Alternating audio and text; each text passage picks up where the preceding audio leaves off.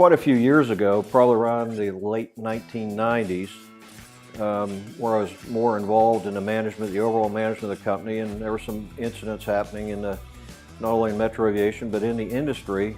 I felt that we may not be getting the full value out of training, that there was a lot being lost in the communication that was going on in the cockpit during the training, and the result of that was some incidents and some accidents in the industry, and I wanted to try to figure that out. I wanted to try to figure out how to improve the training and how to improve the quality assurance, and be able to go back and look at some flights and look at some things and analyze that, and if that training was being transferred into the operation the way that we had hoped it was going to be transferred.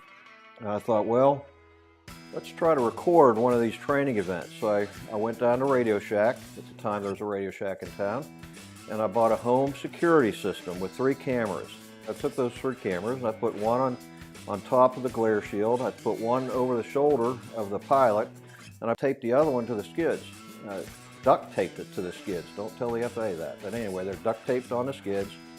And I told our current director of operations, our current chief pilot, who aren't here anymore, to go out and just do a check ride. Do what you would normally do on a check ride, and also put a little handheld cassette recorder inside the cockpit, try to record what they're saying.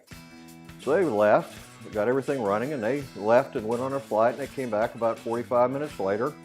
I got the recording out of the home security system in the audio tape, and I sat them both down and I said, well, how did it go? How did that training mission go? What went right? What went wrong?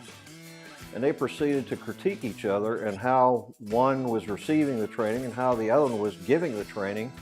And a pretty big disagreement ensued after that about what actually happened. So we replayed the tape for both of them to watch. Lo and behold, neither one of them could recant the event as it showed on the tape. From that point on, I knew that we had to do something, and I talked it over with Mike, and we had to do something to get these recorders, some kind of recording equipment, into the helicopter.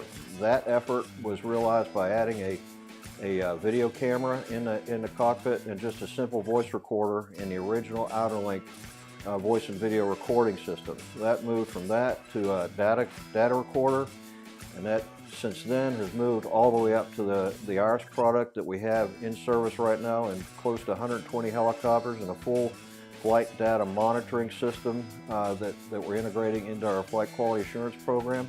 It's just so exciting to be at this point in this career, in the life of the company, and it's very, very exciting and very, very fulfilling to me, and I'm sure to Mike and to the other people that have pioneered and persevered through this effort, from the Radio Shack home video recorder all the way up to a flight data monitoring system that has no equal even in the heavy airline industry, as we've been told over and over. So it's been it just pays to say, what if sometimes? What if we can do this? What if we can do that, and make it really come full circle?